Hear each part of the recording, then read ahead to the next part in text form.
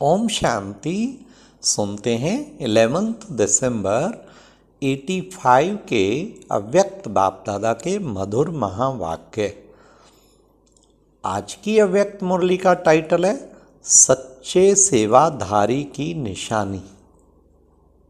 आज की मुरली में बाबा ने बाप दादा ने हर बच्चे में 3 विशेषताएं कौन सी देखी, फिर मास्टर स्नेह का सागर किसे कहेंगे, तीसरा सेवाधारी का कर्तव्य क्या है, और लास्ट है सच्ची सेवा किसे कहेंगे। तो आज बाबा की मुरली बहुत अच्छी, सच्ची सेवा को ऐसा डिफाइन किया बाबा ने। खाली ये नहीं कि आपसे मिल के चले गए, आपसे ज्ञान सुन के गए, चलो भाई कुछ सुन के गए। जाने वाले को अगर ये फील होता है कि मैं कुछ लेके जा रहा हूँ, शक्तियाँ लेके जा रहा हूँ, मेरा मनोबल बहुत बढ़ गया है, मैं खुशी लेके जा रहा हूँ, हाँ ये कुछ फीलिंग होनी चाहिए, कितना आनंद आ गया, आनंद लेके जा रहा हूँ, तो वो है सच्ची सेवा। बाबा ने कहा सच्ची सेवा जो है ना वो करनी है बच्चों को। तो ये सच्ची सेवा का बहुत अच्छा बाबा ने डिफाइन किया, और हम रोज़ चेक कर सकते हैं मैं ऐसी सच्ची सेवा कितना करता हूँ, करती हूँ। हर आत्मा आए दुआएं देती जाए कि हमें बहुत कुछ मिल गया है, भरपूर करके भेजें जैसे उन्हें, जैसे हमारी दादियाँ मिलती थी, रूहानियत से भी, शक्तियों से भी, गुणों से भी भरपूर करके भेजते थे ना। जानकी दादी, गुलजार दादी, बड़ी दादी, तो सबको आप देखेंगे। ऐसे ही हमें ऐसी सच्ची सेवा करनी है। तो सुनते हैं 11 दिसंबर 85 की मुरली, सच्चे सेवाधारी की निशानी। सदा दाता बाप दादा बोले, आज स्नेह के सागर बाप दादा सभी स्नेही बच्चों को देख रहे हैं। हर एक बच्चे में 3 विशेषताएं हैं। स्नेह, सहयोग अर्थात सहज योग, और शक्ति स्वरूप अर्थात चलते फिरते चैतन्य लाइट हाउस और माइट हाउस। हर संकल्प, बोल व कर्म द्वारा तीनों ही स्वरूप प्रत्यक्ष स्वरूप में किसी को भी अनुभव हो, सिर्फ स्वयं के प्रति ना हो, लेकिन औरों को भी ये तीनों विशेषताएं अनुभव हो।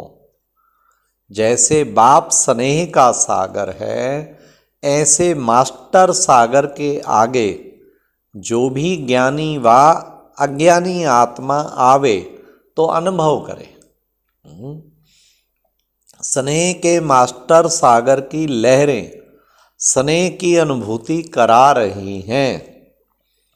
जैसे लौकिक व प्राकृतिक सागर के किनारे पर कोई भी जाएगा तो शीतलता की, शांति की स्वतः ही अनुभूति करेगा। ऐसे मास्टर स्नेह के सागर द्वारा रूहानी स्नेह की अनुभूति हो कि सच्चे स्नेह की प्राप्ति के स्थान पर पहुंच गया हूँ। तो बाबा ने कहा उसको अनुभूति हो, पहुंच गया हूँ सच्चे स्नेह के स्थान पर। रूहानी स्नेह की अनुभूति हो, रूहानी खुशबू वायुमंडल में अनुभव हो। बाप के स्नेही हैं यह तो सब कहते हैं, और बाप भी जानते हैं कि बाप से सबको स्नेह है, लेकिन अभी स्नेह की खुशबू विश्व में फैलानी है। हर आत्मा को इस खुशबू का अनुभव कराना है। हर एक आत्मा ये वर्णन करे। क्या वर्णन करे, अब सुनो। हर एक आत्मा ये वर्णन करे कि ये श्रेष्ठ आत्मा है, सिर्फ बाप की स्नेही नहीं, लेकिन सर्व की सदा स्नेही है। ये दोनों अनुभूतियां सर्व को सदा और जब हो तब कहेंगे मास्टर अट्टर स्नेह का सागर। हाँ, ना केवल खुद स्नेह, बाप में स्नेह है, बल्कि सबको भी स्नेह ही फील हो। आज की दुनिया सच्चे आत्मिक स्नेह की भूखी है। स्वार्थी स्नेह तो देख देख उस स्नेह से दिल उपराम हो गई है।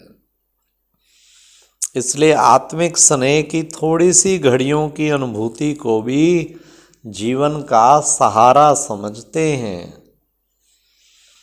बाप दादा देख रहे थे कि स्नेह की विशेषता में अन्य आत्माओं के प्रति कर्म में व सेवा में लाने में कहाँ तक सफलता को प्राप्त किया है। सिर्फ अपने मन में अपने आप से ही खुश तो नहीं होते हो। मैं तो बहुत स्नेही हूँ।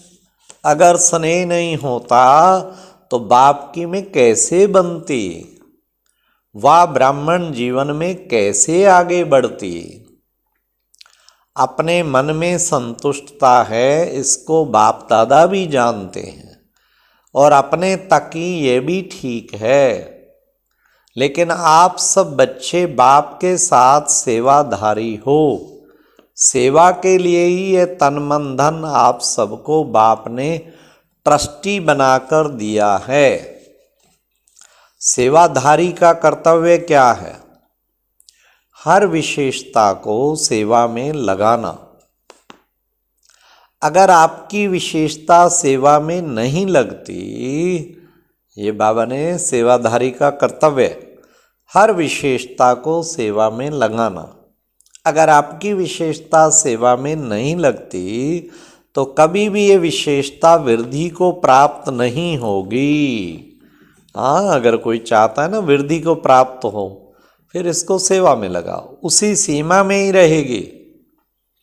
इसलिए कई बच्चे ऐसा अनुभव भी करते हैं, बाप के बन गए, रोज आ भी रहे हैं, पुरुषार्थ में भी चल रहे हैं, नियम भी निभा रहे हैं, लेकिन पुरुषार्थ में जो वृद्धि होनी चाहिए वह अनुभव नहीं होते। चल रहे हैं लेकिन बढ़ नहीं रहे। लेकिन पुरुषार्थ में बाबा ने कहा बढ़ नहीं रहे। इसका कारण क्या है? विशेषताओं को सेवा में नहीं लगाते हैं। समझा? सिर्फ ज्ञान देना व सप्ताह कोर्स कराना यहाँ तक सेवा नहीं। सुनाना यह तो द्वापर से परंपरा चल रही है, लेकिन इस ब्राह्मण जीवन की विशेषता है सुनाना अर्थात कुछ देना। भक्ति मार्ग में सुनाना अर्थात लेना होता है, और अभी सुनाना माना कुछ देना। तो दाता के बच्चे हो, सागर के बच्चे हो, जो भी संपर्क में आवे वह अनुभव करे कि कुछ लेकर जा रहे हैं, सिर्फ सुन के जा रहे हैं नहीं। ये बाबा ने आज क्लियर बात कर दी। चाहे ज्ञान से, चाहे स्नेह के धन से, और याद बल के धन से, शक्तियों के धन से, सहयोग के धन से हाथ अर्थात बुद्धि भरकर जा रहे हैं। इसको कहा जाता है सच्ची सेवा। सेकंड की दृष्टि व दो बोल द्वारा, अपने शक्तिशाली वृत्ति के वाइब्रेशन द्वारा, संपर्क द्वारा दाता बन देना है। समझा? ऐसे सेवाधारी सच्चे सेवाधारी हैं। ऐसे देने वाले सदा ये अनुभव करेंगे, हर समय बुद्धि को व उन्नति को प्राप्त कर रहे हैं। नहीं तो समझते हैं पीछे नहीं हट रहे हैं, लेकिन आगे जो भी बढ़ना चाहिए वह भी नहीं बढ़ रहे हैं। ठहरती कला मतलब। इसलिए दाता बनो, अनुभव कराओ। ऐसे ही सहयोगी व सहज योगी सिर्फ स्वयं के प्रति हैं व दूसरों को भी आपके सहयोग के उमंग उत्साह की लहर सहयोग बना देती है, सहयोगी बना देती है। आपके सहयोग की विशेषता सर्व आत्माओं को ये महसूस हो कि ये हमारे सहयोगी हैं। हर आत्मा ये अनुभव करे, ये तो बहुत सहयोगी। किसी भी कमजोर स्थिति व परिस्थिति के समय यह सहयोग के द्वारा आगे बढ़ने का साधन देने वाले हैं। सहयोग की विशेषता सर्व को आप आत्मा के प्रति अनुभव हो, इसको कहा जाता है विशेषता को सेवा में लगाया। बाप के सहयोगी तो हैं ही, लेकिन बाप विश्व सहयोगी है। बच्चों के प्रति भी हर आत्मा के अंदर से अनुभव के बोल निकले कि यह भी बाप समान सर्व के सहयोगी हैं। पर्सनल एक दो के सहयोगी नहीं बनना, यह स्वार्थ के सहयोगी होंगे, हाँ, हद के सहयोगी होंगे। सच्चे सहयोगी तो बेहद के सहयोगी हैं। आप सबका टाइटल क्या है? विश्व कल्याणकारी या सिर्फ सेंटर कल्याणकारी? देश के कल्याणकारी हो या सिर्फ क्लास के स्टूडेंट के कल्याणकारी हो? ऐसा टाइटल तो नहीं है ना। विश्व कल्याणकारी विश्व के मालिक बनने वाले हो कि सिर्फ अपने महल के मालिक बनने वाले हो? जो सिर्फ सेंटर की हद में रहेंगे तो सिर्फ अपने महल के मालिक बनेंगे, लेकिन बेहद के बाप द्वारा बेहद का वर्षा लेते हो, हद का नहीं। तो सर्व के प्रति सहयोग की विशेषता को कार्य में लगाना, इसको कहेंगे सहयोगी आत्मा। इसी विधि प्रमाण शक्तिशाली आत्मा सर्व शक्तियों का सिर्फ सौ के प्रति नहीं, लेकिन सर्व के प्रति सेवा में लगाएगी। कोई में सहन शक्ति है नहीं है तो आपके पास है, दूसरे को यह शक्ति देना, यह है शक्ति को सेवा में लगाना। सिर्फ यह नहीं सोचो मैं तो सहनशील रहता हूँ, लेकिन आपके सहनशील के गुण की लाइट माइट दूसरे तक पहुँचना चाहिए। हाँ, दूसरे तक जरूर पहुँचना चाहिए। लाइट हाउस का लाइट सिर्फ अपने प्रति नहीं होती है, दूसरों को रोशनी देने का रास्ता बताने के लिए होती है। तो बाबा ने अच्छा, सदा दाता के बच्चे दाता बन, हर आत्मा को भरपूर करने वाले, हर खजाने को सेवा में लगाए, हर समय वृद्धि को पाने वाले, सदा बाप द्वारा प्रभु देन समझ औरों को भी प्रभु प्रसाद देने वाले, सदा एक की तरफ इशारा दे एक रस बनाने वाले, ऐसे सदा और सर्व के सच्चे सेवाधारी बच्चों को बाप दादा का याद प्यार और नमस्ते। ये एक प्रेरणादायक वीडियो है, जरूर देखें, कोई भी मिस ना करे।